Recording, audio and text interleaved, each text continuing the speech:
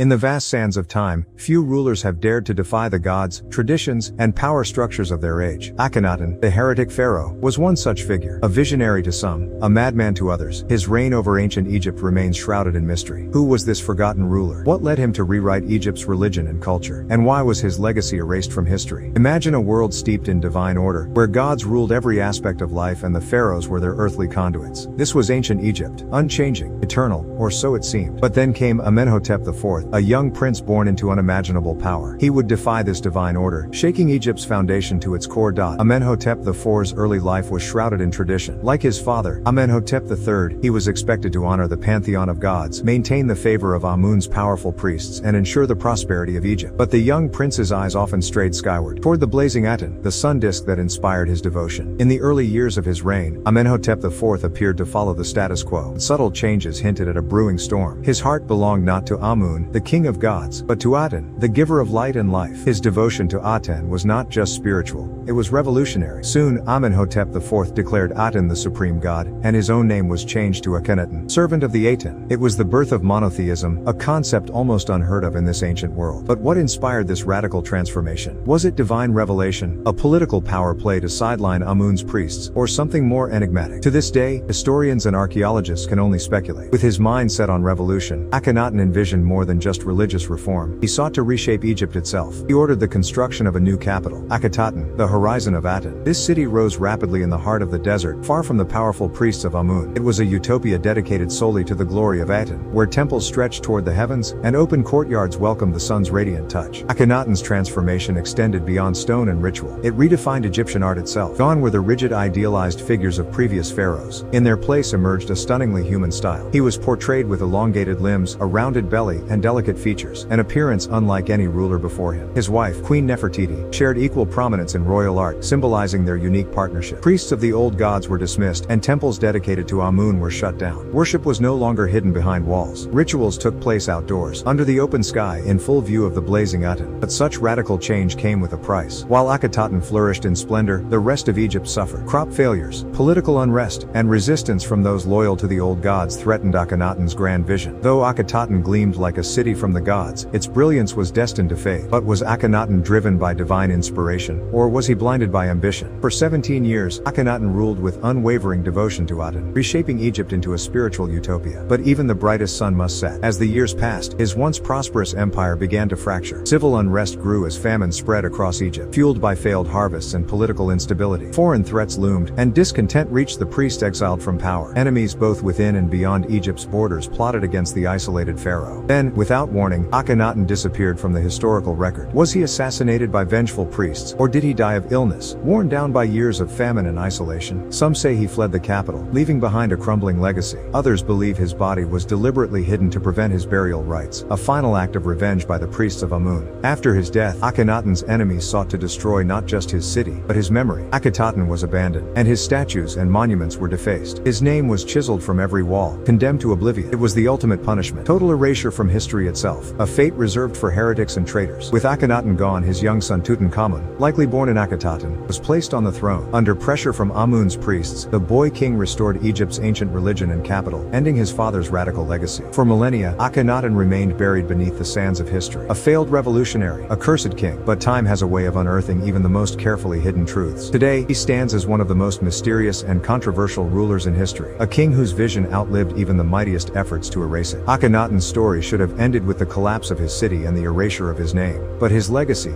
much like the desert sands of Egypt, could not be contained. Centuries later, archaeologists would rediscover the ruins of Akhenaten, and with it, 1,000 unanswered questions. One of the greatest puzzles lies in Akhenaten's appearance. His artistic depictions show elongated features, wide hips, and a prominent belly, radically different from the idealized forms of other pharaohs. Was this simply a symbolic artistic choice, or could there be a deeper explanation? Some scientists suggest he may have suffered from a genetic disorder like Marfan syndrome or Froelich syndrome, which could explain his unique appearance. Others argue the art symbolized divine transformation, a pharaoh made in the image of a god. Was Akhenaten's religious revolution a spiritual awakening, or a cunning political move? By declaring Aten the supreme god, Akhenaten effectively stripped the powerful priests of Amun of their wealth and influence. Was monotheism his genuine belief, or a way to centralize power under his rule? Then there are the more unusual theories. Some believe Akhenaten's otherworldly appearance points to alien intervention. Could he have been visited, or even guided, by beings from the stars? stars. While mainstream historians dismiss this theory as pure fantasy, the idea persists in popular culture, fueled by Akhenaten's mysterious disappearance and unconventional legacy. For centuries, Akhenaten's story was forgotten, buried beneath the shifting sands. But the discovery of his lost city sparked a new fascination, rewriting the history of ancient Egypt. His radical ideas, whether divine, political, or simply human, left a legacy far more enduring than the empire he built. In death, Akhenaten achieved the immortality he sought, in a way even he could never have imagined. So, was Akhenaten a visionary reformer, a power-hungry king, or something far more mysterious? His story endures, etched not only in stone but also in the mysteries that still captivate us today. Interested in more stories from history's hidden past? Subscribe and turn on notifications to stay updated on our latest episodes.